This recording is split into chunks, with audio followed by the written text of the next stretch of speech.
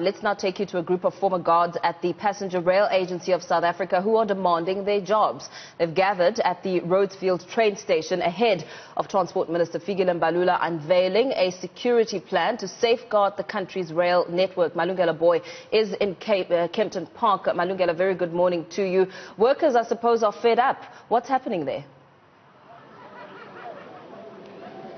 That's right. In fact, those group of former guards, they're still here, in fact, waiting to be addressed by the minister. All they want, essentially, is to be given their employment opportunities back. Whether that will happen, Mpo, it's anyone's guess. Well, the minister is expected to arrive here at around 10 o'clock to unveil that detailed plan on security measures at some of the country's rail stations. Well, let's find out some more about what will happen to the guards that are outside here who are actually saying that they want their jobs back. Makosini Mgitwa speaks for PRASA. You're more than just a spokesperson at PRASA, you're also a strategist. I'm wondering then, when there's people like this who are here saying that we actually want our jobs back, what are you going to do?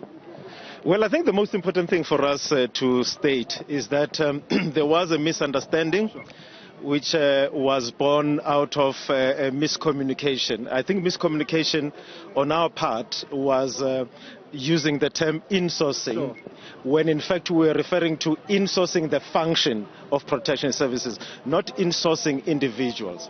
If we were to insource individuals, that would be akin to pass one, pass all. You employ one, you employ all. And these people were employed by the security companies using their own criteria. Right? If they are going to be under the command of PRASA, PRASA will have to set its own criteria as to how they are going to be employing people. Of course, we do not rejoice that people are unemployed. There is a serious problem of unemployment in the country. We don't rejoice that some of the people are not going to be successful in their applications, but look at it from the point of view that the 3,100 that will finally be appointed are people who have the qualifications that we're looking for. The bar was very high in terms of the recruitment and the responses that we got. In fact, we were highly subscribed. I know of a case of one person with a master's degree in policing who applied to be a protection officer for PRASA. So you cannot say you are not going to appoint people with the qualifications that you are looking for, but appoint other people who do not have those qualifications simply because they were hired by security companies. That would be a bad strategy on our part. But one of the arguments, though, that they are saying, that they're bringing, in fact, is that, well, the court ruled against PRASA. The court ruled against PRASA insofar as the security companies are concerned, and the security companies employed the security guards. They were not employed by PRASA.